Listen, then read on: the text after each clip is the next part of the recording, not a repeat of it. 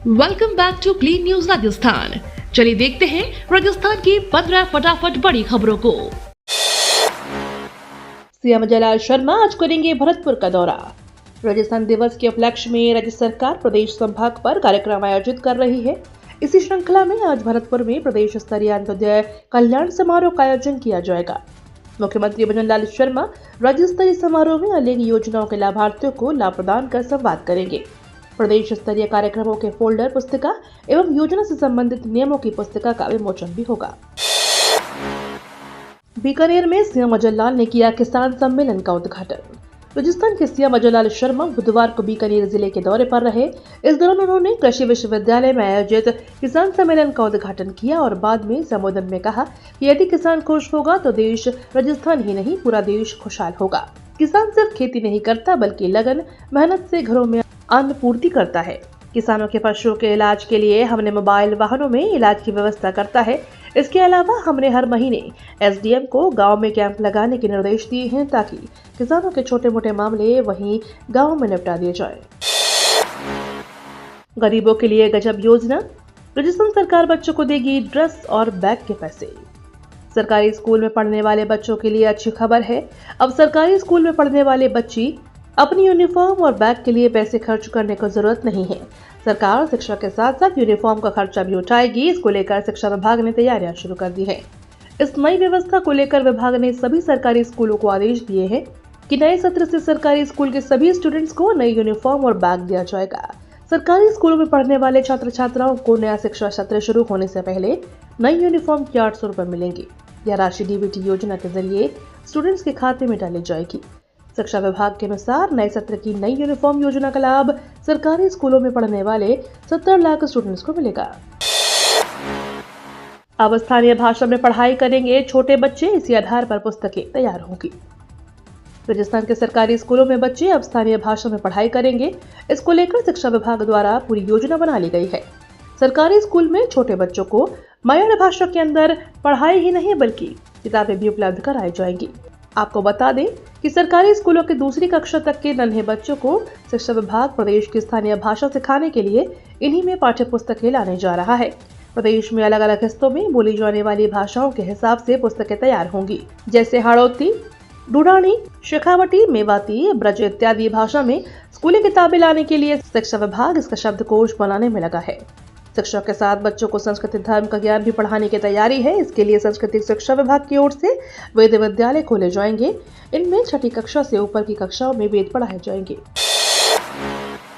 जयपुर के बजाय इन रेलवे स्टेशनों से खुलेगी ट्रेनें, कुछ का रोड भी हुआ डायवर्ट। जयपुर जंक्शन के प्लेटफॉर्म नंबर 2 और 3 पर रीडेवलपमेंट का कार्य चल रहा है, जिसके चलते ट्रेनों के संचालन और ठहराव को लेकर लगातार बदलाव किया जा रहा है। रीडेवलपमेंट के कार्य के चलते जयपुर से जुड़ी 22 ट्रेनों के संचालन में परिवर्तन किया गया है। जयपुर से खुलने वाली 8 ट्रेनों का संचालन खातीपुरा, दुर्गापुरा और संगनेर स्टेशन से होगा, तो वहीं कुछ ट्रेनों का रूट भी डाइवर्ट किया गया है। बस दिखाना होगा आधार कार्ड, मिल जाएगा पानी का नया कनेक्शन। गर्मी का सीजन शुरू हो चुका है और गर्मी में हर किसी की पहली जरूरत पानी होती है। सबसे ज्यादा पानी की खपत गर्मी के मौसम में ही होती है। वहीं अगर मूलभूत सुविधाओं की बात की जाए तो पानी इनमें से एक महत्वपूर्ण माना गया है। अब पानी की आपूर्ति के लिए कोई भी व्यक्ति आसानी से नल का कनेक्शन करवा सकता है। पहले के समय नल का कनेक्शन करवाने के लिए धारकों को कई समस्याओं का सामना करना पड़ता था और इसमें कई तरह के दस्तावेज भी जरूरी होते थे। लेकिन अब नल कनेक्शन करवाने के लिए आधार कार्ड के माध्यम से बेधड़क अपने घर में नल का कनेक्शन करवा सकते हैं। रेलवे ने लागू की कुरियर जैसी सुविधा, पार्सल का पल पल का मिलेगा अपडेट। रेलवे ने एक स्थान से दूसरे स्थान पर सामान भेजने की प्रक्रिया को आसान बनाने के लिए उत्तर पश्चिम रेलवे के सभी 34 पार्सल ऑफिस में पार्सल मैनेजमेंट सिस्टम की सुविधा उपलब्ध है। इससे लोगों को अपना सामान बुक करवाने में सहूलियत हो रही है। साथ ही इस सिस्टम प्राप्त होने वाली मैसेज के माध्यम से उसको अपने सामान की वास्तविक स्थिति की जानकारी मिलती रहती है। 30 मार्च से शुरू होंगे चैत्र नवरात्र। इस साल चैत्र नवरात्र का शुभारंभ 30 मार्च से शुरू होने जा रहा है। यह त्योहार हिंदू धर्म में बड़े धूमधाम से मनाया जाता है। नवरात्रि के दौरान 9 दिनों तक मां दुर्गा के 9 रूपों की पूजा की जाती है। चैत्र नवरात्रि की शुरुआत चैत्र महीने की शुक्ल पक्ष की पहली तारीख से होती है। इस दौरान व्रत रखने और पूजा करने से मां दुर्गा सभी इच्छाएं पूरी करती है। चैत्र नवरात्र को लेकर कलश स्थापना के लिए भक्तों ने तैयारी शुरू कर दी है।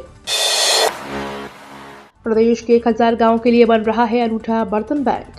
प्रदेश के लगभग 1100 से ज्यादा पंचायतों के लिए सरकार बर्तन बैंक बनाने जा रही है। हालांकि इसकी घोषणा बजट में ही की जा चुकी है, लेकिन अब इसकी गाइडलाइन भी जारी कर दी गई है। प्रदेश के किसानों को प्लास्टिक मुक्त बनाने के लिए राज्य सरकार पंचायतों में बर्तन बैंक शुरू करने जा रही है। पहले चरण में 1000 गाँव में बर्तन बैंक बनाए जाएंगे और इसके लिए इन पंचायतों को 1 लाख रुपए की राशि दी जाएगी। इस राशि से पंचायतें बर्तनों के 400 सेट खरीदेंगी। महिलाओं और बच्चों की सुविधा के लिए सार्वजनिक स्थानों पर बनेगा फीडिंग और चेंजिंग रूम, केंद्र सरकार का फैसला। महिलाओं और बच्चों की सुविधा के लिए केंद्र सरकार ने एक बड़ा फैसला लिया है। सरकार ने राज्यों, केंद्र शासित प्रदेशों और कुछ केंद्रीय मंत्रालयों को निर्देश किया है कि वे सार्वजनिक स्थानों पर फीडिंग और चेंजिंग रूम की व्यवस्था करें, ताकि माताओं को अपने बच्चों की देखभाल में सहूलियत मिल सके। महिला एवं बाल विकास मंत्रालय द्वारा इस संबंध में सड़क परिवहन और राजमार्ग मंत्रालय, नागरिक उड्डयन मंत्रालय, रेलवे बोर्ड और राज्य सरकारों को पत्र लिखा है। 22 खेल अकादमियों की चयन स्पर्धा का आयोजन 7 अप्रैल से पहली बार खिलाड़ियों का होगा ऑनलाइन रजिस्ट्रेशन। राजस्थान सरकार के युवा मामले और खेल विभाग एवं राजस्थान राज्य क्रीड़ा परिषद की ओर से प्रदेश की 22 खेल अकादमियों के लिए चयन स्पर्धा सवाई मानसिंह स्टेडियम जयपुर में 7 से 21 अप्रैल तक होगी। इसमें भाग लेने वाले विद्यार्थियों का पहली बार ऑनलाइन रजिस्ट्रेशन किया जाएगा। क्रीड़ा परिषद के सचिव राजेंद्र सिंह सिसोदिया ने बताया कि नया सत्र 2025-26 के लिए इच्छुक बालक व बालिका खिलाड़ी अपना आवेदन क्रीड़ा परिषद की वेबसाइट के माध्यम से खेल सकेंगे। परिषद द्वारा संचालित खेल अकादमी में प्रशिक्षणार्थी खिलाड़ियों के लिए अधिकतम आयु सीमा उनके परिणामों के आधार पर 20 वर्ष होगी। बालक सीनियर वर्ग के लिए अधिकतम आयु सीमा 23 वर्ष होगी। महंगाई रोकने के लिए केंद्र सरकार का बड़ा फैसला। केंद्र सरकार ने गेहूं की महंगाई रोकने के लिए बड़ा फैसला लिया है। सरकार ने 1 अप्रैल से सभी राज्यों और केंद्र शासित प्रदेशों में व्यापारियों, थोक विक्रेताओं, खुदरा विक्रेताओं, बड़ी संख्या के खुदरा विक्रेताओं और प्रसंस्करणकर्ताओं को अपने पोर्टल पर गेहूं की अपनी स्टॉक स्थिति देने को कहा है। हर शुक्रवार को ये जानकारी वेबसाइट पर देनी होगी। मिड डे मील में अब मिर्ची, हल्दी और धनिया पाउडर की भी होगी सप्लाई। राजस्थान के सरकारी विद्यालयों में अब मिड डे मील योजना के तहत बच्चों को दिए जाने वाले मध्याह्न भोजन में मिर्ची, हल्दी और धनिया पाउडर की सप्लाई भी सरकार द्वारा की जाएगी। जहां पहले खाद्यान्न की सप्लाई सरकार करती थी, वहीं मसाले, सब्जियां और फल विद्यालयों द्वारा खरीदे जाते थे।